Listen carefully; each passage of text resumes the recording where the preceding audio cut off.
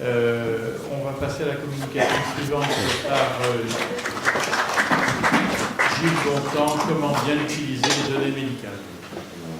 Alors, Gilles est bien connu de notre maison puisqu'il est membre libre et actuellement directeur de mission à la Caisse nationale d'assurance maladie.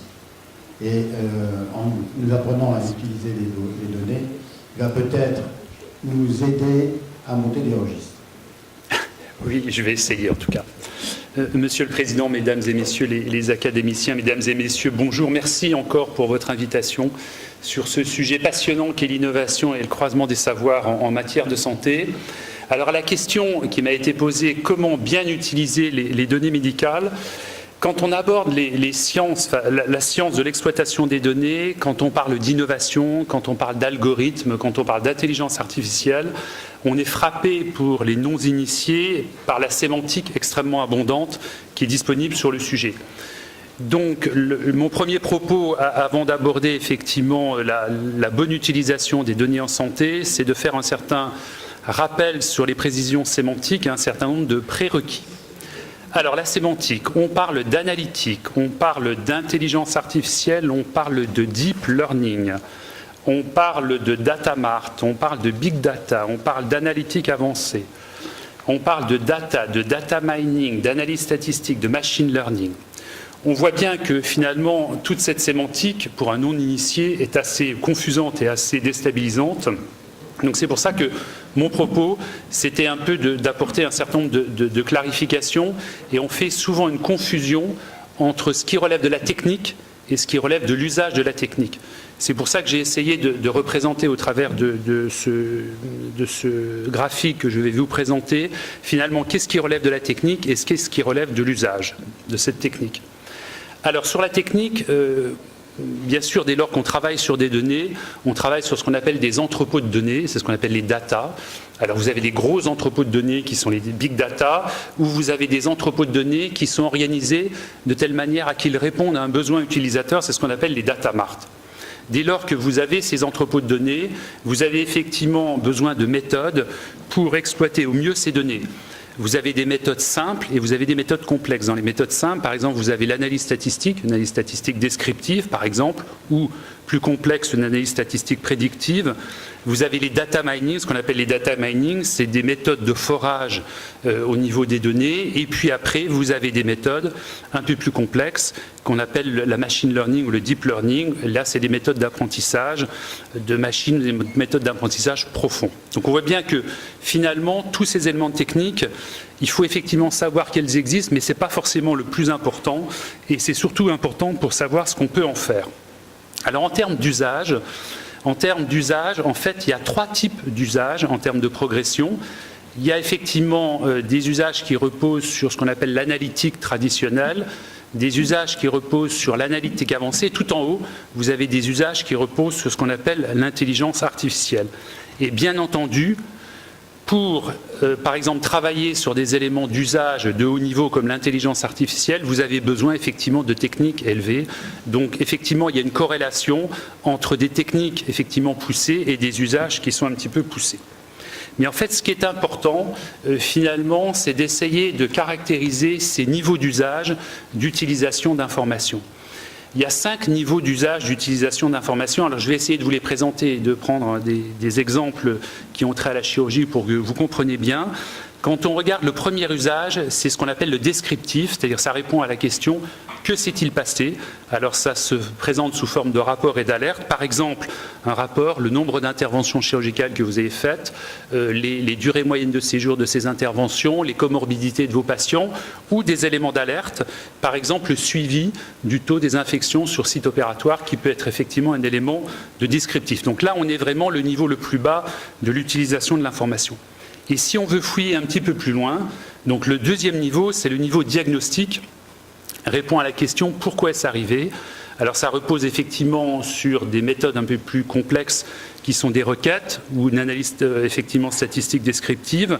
C'est-à-dire en fait, si vous souhaitez vous comprendre finalement l'évolution de vos pratiques chirurgicales, si vous voulez les comparer par rapport aux pratiques chirurgicales de vos pairs, bon, vous avez besoin effectivement de techniques de benchmark, vous avez besoin de niveaux de statistiques, j'allais dire, que j'appellerais basiques de statistiques descriptives, comme par exemple des distributions effectivement de séries, des box-plots, des boîtes à moustaches, etc., que vous connaissez bien en termes de statistiques descriptives, j'allais dire de premier niveau. Alors, un autre niveau, et c'est là que commence effectivement à être un peu plus complexe, c'est des éléments prédictifs. C'est-à-dire, que va-t-il arriver? Et là, c'est basé sur des simulations et sur des prévisions. Par exemple, on veut anticiper les besoins. Pour anticiper les besoins, par exemple, par rapport à la chirurgie de la cataracte dont on a évoqué tout à l'heure l'intervention chirurgicale, on sait que l'évolution démographique chirurgicale est défavorable puisque le nombre d'anesthésistes, de chirurgiens ophtalmo diminue alors que les besoins en population augmentent du fait d'un vieillissement de la population. On estime qu'à 40% d'ophtalmo de moins pour 40% de besoins en chirurgie de cataracte en plus. Donc si on veut effectivement avoir ces éléments d'anticipation, si on veut faire des projections, effectivement on a besoin de ces études de type prédictif. Alors ensuite, il y a le quatrième niveau qui est le prescriptif, c'est-à-dire finalement par rapport à ces simulations, par rapport à ces prévisions, comment y arriver? Et effectivement, là, on a des éléments qui sont basés sur de l'optimisation mathématique, sur de la planification.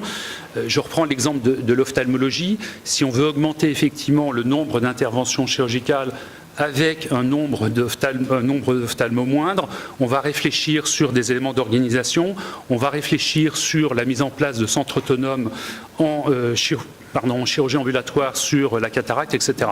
Donc là, on est vraiment, finalement, comment y arriver? Et là, on voit bien qu'on arrive sur des éléments d'organisation et de planification. Et le dernier élément, c'est effectivement l'élément cognitif, c'est-à-dire comment augmenter les capacités du système. Et là, on est vraiment dans l'intelligence artificielle, avec des éléments de raisonnement critique, avec des éléments d'apprentissage perpétuel. Par exemple, l'analyse critique d'une revue de littérature scientifique et du niveau cognitif, parce qu'effectivement, ça nécessite d'avoir un recul par rapport à cette information. Alors, dès lors qu'on a effectivement bien compris les usages de cette information, il faut s'atteler à bien utiliser les données. Et pour bien utiliser les données, il y a un certain nombre de principes fondamentaux. J'en ai relevé 4 qui me semblent importants avant effectivement de commencer à utiliser les données. Premier principe fondamental, il faut un retour d'utilisation rapide. C'est-à-dire le temps entre le moment où on produit une information et le temps où on utilise cette information, il doit être le plus court possible. Ne pas suivre l'exemple du PMSI en France.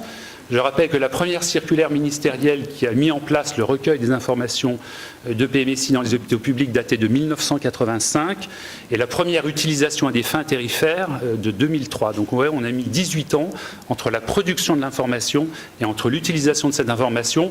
Donc on voit bien que ça, c'est un écueil qu'il faut absolument éviter dès lors qu'on travaille sur l'utilisation de cette information. Le deuxième principe fondamental, c'est effectivement le producteur d'informations, c'est-à-dire vous, pour ce qui concerne les actes chirurgicaux, ça doit être le premier utilisateur. Ça, c'est un élément fondamental pour permettre effectivement une information de bonne qualité qui soit réutilisable et donc exploitable. Ça va permettre aussi de faire évoluer les pratiques chirurgicales, si on reste sur effectivement les chirurgiens, avec l'intérêt du benchmark, dès lors qu'on a des éléments de comparaison. Et dès lors qu'on a les pratiques de vos pairs, vous pourrez effectivement alimenter ces échanges entre les pairs sur des bases objectives. Et, élément extrêmement important, puisqu'on a parlé tout à l'heure du temps médical et du temps médical précieux, il faut s'assurer que ce retour d'information auprès du producteur d'information soit optimisé et soit fait le plus rapidement possible. C'est-à-dire qu'il faut vraiment, à l'aide d'outils, des outils simples, facile d'utilisation, facilement appropriable, en presse-bouton, avec du visuel qui permettent effectivement d'optimiser le temps chirurgical, qui est un temps maintenant de plus en plus précieux. Alors le troisième principe qui me semble fondamental, c'est s'assurer d'une information qui soit à la fois transparente et en libre accès. Elle doit être en libre accès, c'est-à-dire en open data complet, sans mot de passe, partagé par tous les acteurs. Parce qu'un élément essentiel pour l'utilisation de l'information, si on veut effectivement utiliser cette information pour être la base d'un dialogue constructif, il faut que tous les acteurs aient le même information, le même niveau d'information. Il ne faut pas qu'il y ait des acteurs qui ont une information qui est effectivement moindre que les autres acteurs. Et vous le savez bien d'ailleurs, l'information est un lieu de pouvoir, et je reprends l'exemple du PMSI. Le retard d'utilisation du PMSI a été lié à la réticence des directeurs d'établissement qui craignaient effectivement une perte de pouvoir face au pouvoir médical, puisque les informations PMSI étaient les premières informations qui contenaient effectivement des éléments médicalisés alliés à des éléments économiques, avec le risque effectivement de transfert du pouvoir du directeur des affaires financières vers les départements d'information médicale, et ce qui était probablement la principale réticence à l'utilisation de ces classifications médico-économiques. Alors le quatrième principe fondamental, c'est la mise en cohérence. Alors il faut mettre en cohérence les classifications et les nomenclatures avec leurs utilisations.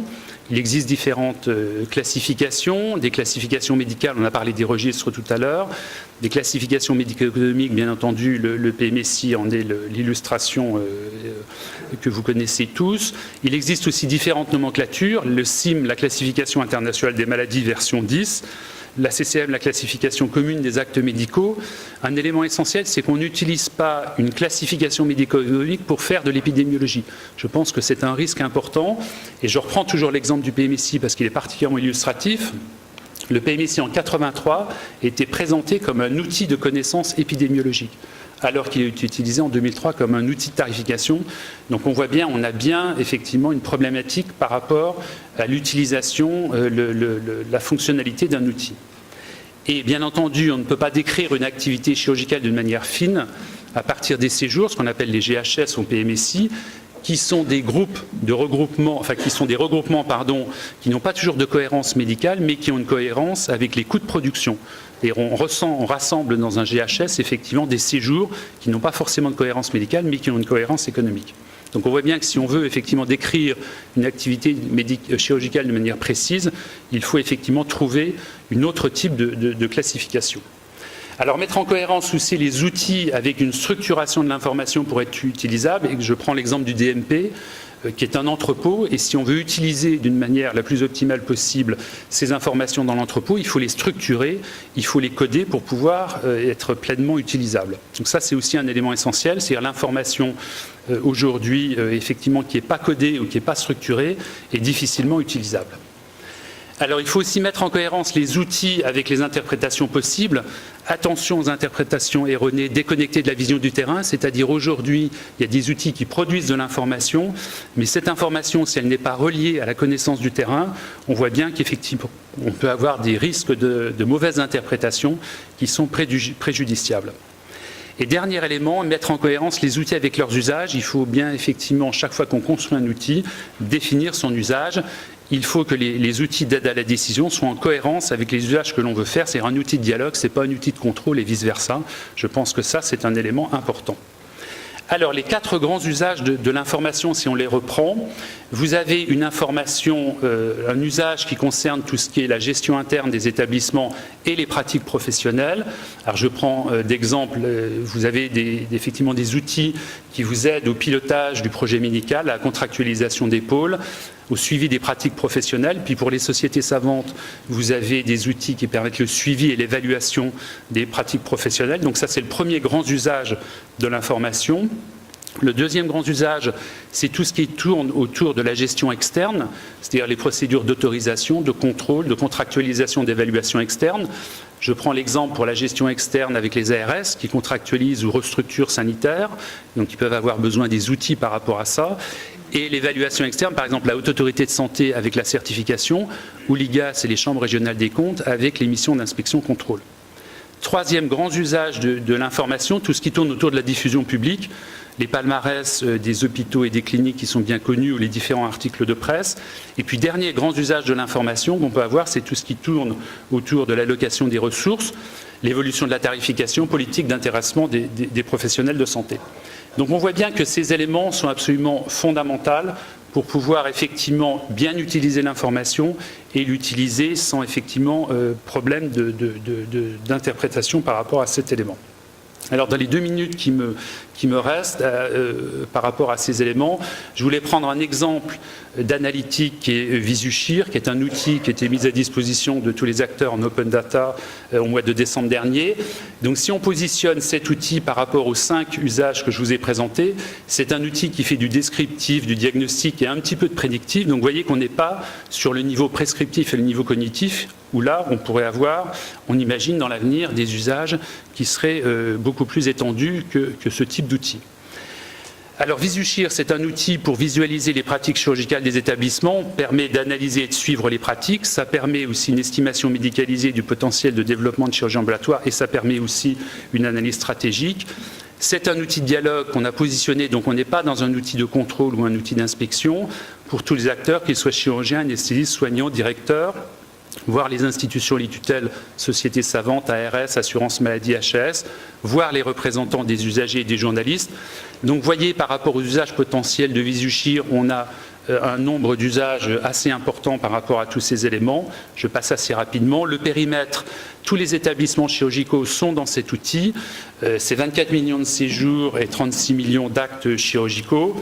Et le premier bilan, et je vais en avoir fini dans quelques secondes, le premier bilan de VisuShear qui est intéressant, qui a été mis en ligne en 2018, et les 5 premiers mois ont amené 17 000 connexions, dont 72% sont issus des professionnels et des établissements de santé, 2 tiers par les cliniques privées, 1 tiers par les hôpitaux publics.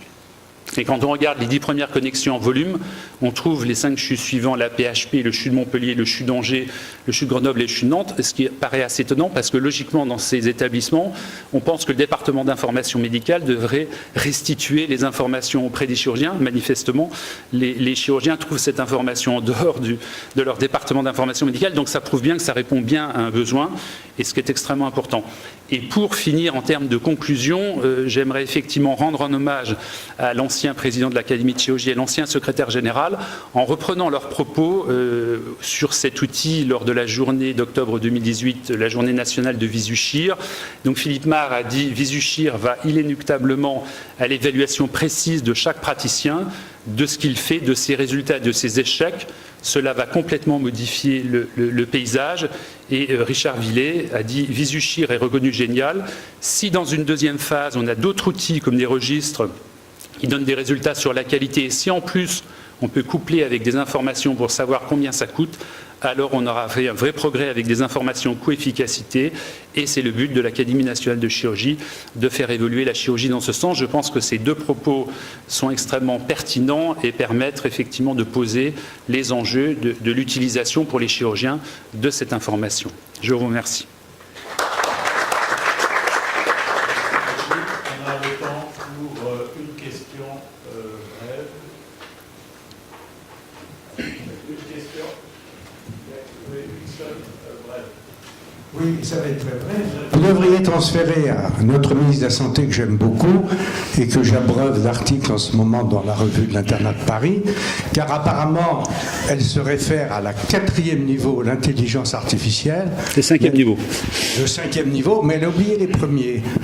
Actuellement, elle a supprimé le numerus clausus, qui aura un effet dans 12 ans, tout le monde le réclamait. Elle fait le portail santé, mais rien n'est fait pour pouvoir former plutôt des médecins généralistes, puisqu'on prolonge l'internat de médecine générale d'1 an, et ils ne pourront pas faire de remplacement de médecine générale en province avant d'être en responsabilité, ce qui va aggraver le désert. Et en ce qui concerne la chirurgie, il est évident que la vocation de chirurgie est quelque chose de relativement précoce, et rien n'est fait pour anticiper la formation des internes avant qu'ils commencent leur internat. Par exemple, une grande école de chirurgie à Paris. Et donc, sans former un nombre de médecins et de chirurgiens suffisant, on va tout mettre en statistique, mais il n'y aura plus personne pour les tenir. Voilà mon observation. D'accord, c'est une observation, ce n'était pas une question. Bien, merci beaucoup. Donc, merci bien.